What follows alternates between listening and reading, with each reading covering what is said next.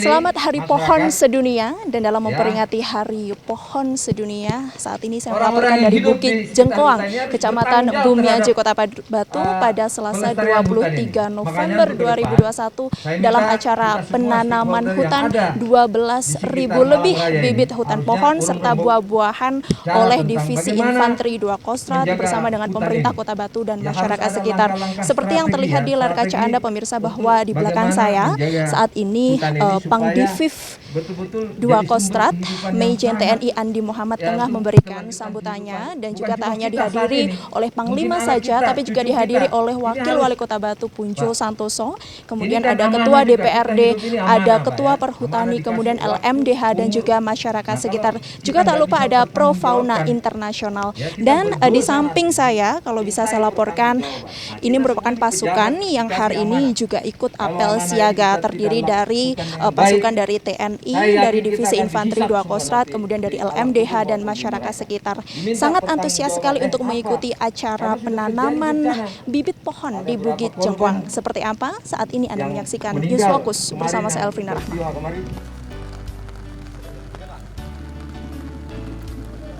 21 November diperingati sebagai Hari Pohon Sedunia.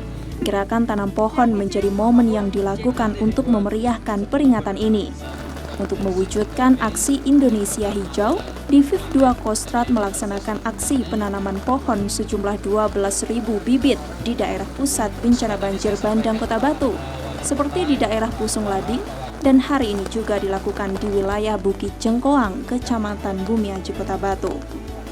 Tak tanggung-tanggung, diturunkan 200 lebih personil untuk melakukan aksi tanam pohon ini. Pohon yang ditanam pun jumlahnya mencapai 12.000 bibit dengan jenis pohon durian, kelengkeng, mahoni, terembesi, hingga rambutan.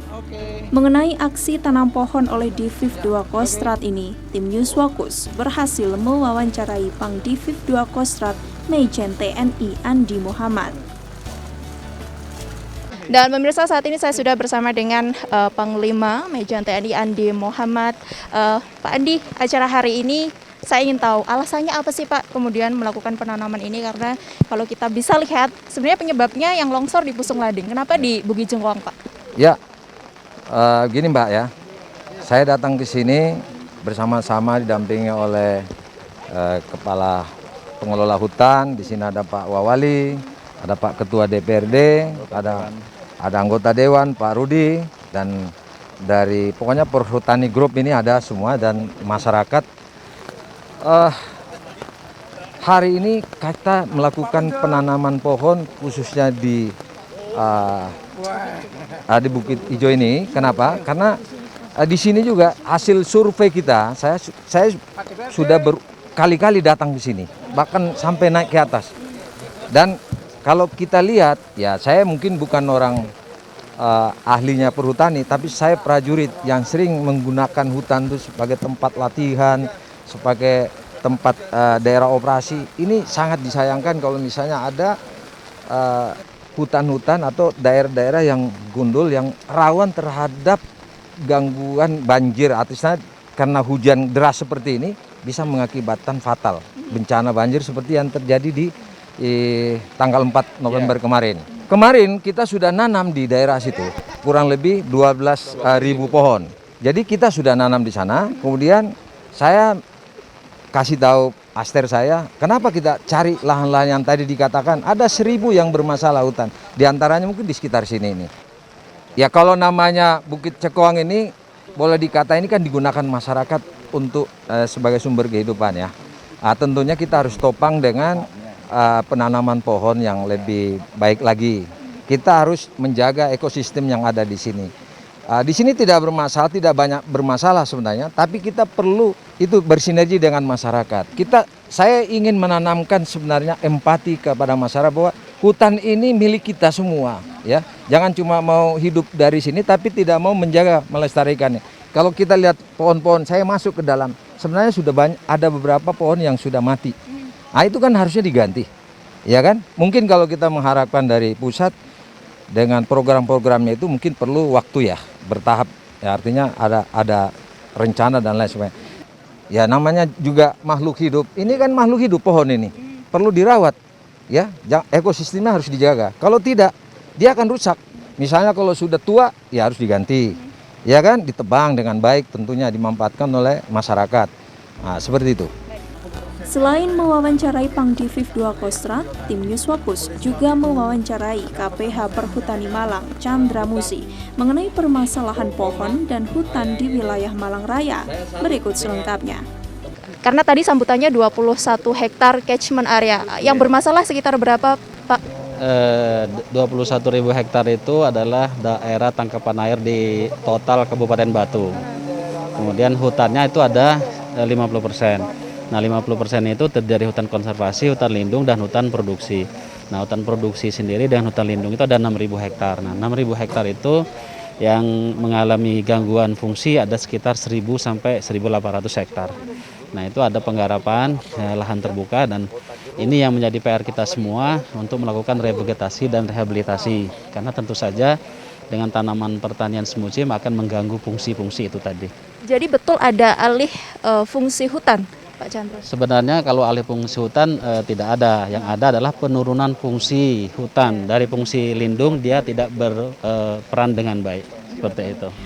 Terkait pengalih fungsian lahan hutan dan daerah resapan air di wilayah Kota Batu, tim Newsfocus juga berhasil mewawancarai Wakil Wali Kota Batu Puncul Santoso, dan berikut selengkapnya. Dan pemirsa, saat ini saya sudah bersama dengan Wakil Wali Kota Batu Puncul Santoso. Pak, mohon tanggapan. Tadi kemudian Kepala KPH Perhutani Malang mengatakan 21.000 hektar tangkapan air lahan di Kota Batu, dan kemudian 1.000 lebih ya Pak bermasalah. Tanggapannya dari Wawali? Ya, terima kasih. Seperti yang disampaikan oleh Kepala KPH Malang, memang realitanya itu. Karena luas wilayah Kota Batu 199 hektar itu diantaranya di dalamnya ada itu.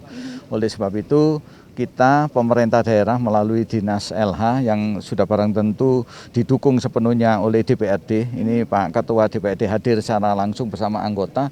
Ini sudah barang tentu akan memberikan apresiasi dan menganggarkan untuk bagaimana apa yang disampaikan oleh KPH itu harus ada koordinasi sinkronisasi yang baik.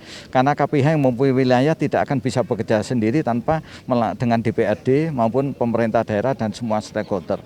Oleh sebab itu saya berharap keterbukaan, sinergitas dan komunikasi yang baik itu perlu dilakukan. Banjir lagi karena informasi yang kami terima 60 titik longsor Pak di Pusung Lading. Jadi kita sudah mempunyai 3 alasan, yaitu pada saat bencana kita melakukan yaitu mencari korban, membersihkan semuanya. Terus berikutnya pasca bencana kita melaksanakan pembangunan rumah-rumah yang terdampak. Berikutnya termasuk untuk hutan kita melakukan reboisasi. Berikutnya setelah itu kita untuk pemeliharaan. Jadi semacam apa yang telah kita kerjakan di pasca maupun pada saat bencana itu kita pelihara dan kita tata agar supaya tidak terjadi hujan maupun banjir bandang berikutnya ya. Kita harus kita jaga bersama itu loh. Jadi kita bentuk cek dam, kita bersihkan bersama-sama, kita telusur sungai, dan insya Allah nanti hari Kamis Bu Gubernur akan datang bersama semua stakeholder juga akan melakukan susur sungai maupun penghijauan semacam ini. Nah, ini adalah upaya-upaya kita. Tapi tidak ada artinya secara seremonial kita lakukan tanpa ada pemeliharaan maupun pengamanan dari masyarakat, utamanya Kota Wisata Batu.